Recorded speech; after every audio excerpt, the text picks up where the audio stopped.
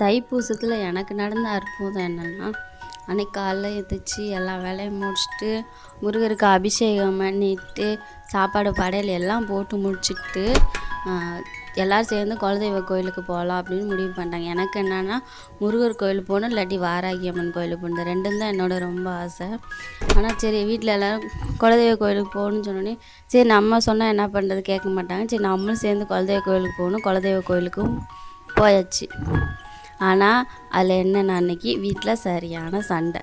எல்லாம் பூஜையெல்லாம் முடிச்சுட்டு சாப்பிட்டுட்டு திரும்ப சாப்பிடல எனக்கும் எங்கள் வீட்டுக்காருக்கும் சரியான சண்டையாயிடுச்சு.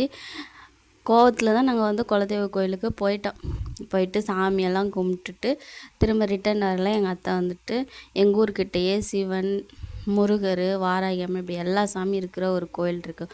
உடனே எங்கள் அத்தை சரி வாங்க அந்த கோயிலுக்கு சிவன் கோயிலுக்கு போயிட்டு வரலாம் அப்படின்னு சொல்லிட்டாங்க.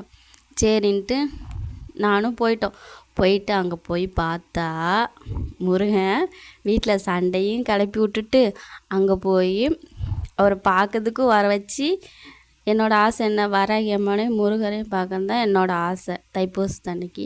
அதே மாதிரி அவர் அங்கே கூப்பிட்டு வாராகி அம்மையும் பார்த்த மாதிரி ஆயிடுச்சு. முருகரை அப்படியே வரத்தோட பல்லாக்கில் வச்சு தூக்கிட்டு வராங்க. அரோகரா அரோகரா சொல்லி மனம் முழுக்க நிம்மதியும் சந்தோஷத்தோடையும் வீட்டுக்கு திரும்ப அனுப்பிச்சார்.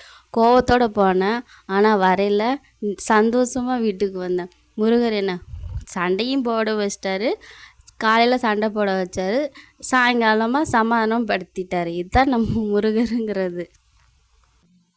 இந்த காலத்தில் கடவுள் இல்லைன்னு சொல்கிறாங்க. யார் இல்லைன்னு சொன்னால், நம்ம உண்மையாலுமே சொன்னால் மனசார ஒன்று நினச்சி வேண்டி ஒரு உண்மையாக நம்பி இதை அவர் பார்த்துக்குவார் சொல்லி நம்ம விட்டுட்டோன்னா அவர் 100% நம்மளை கண்டிப்பாக பார்த்துக்குவார். எனக்கெலாம் சொல்ல முடியாத அளவு கஷ்டம் இருக்குது. ஆனால் முருகரை என்றைக்கு கும்பிட்டோன்னா அந்த கஷ்டத்தை பற்றி நினைக்கவும் இல்லை, அதை பற்றி ஃபீல் பண்ணவும் இல்லை.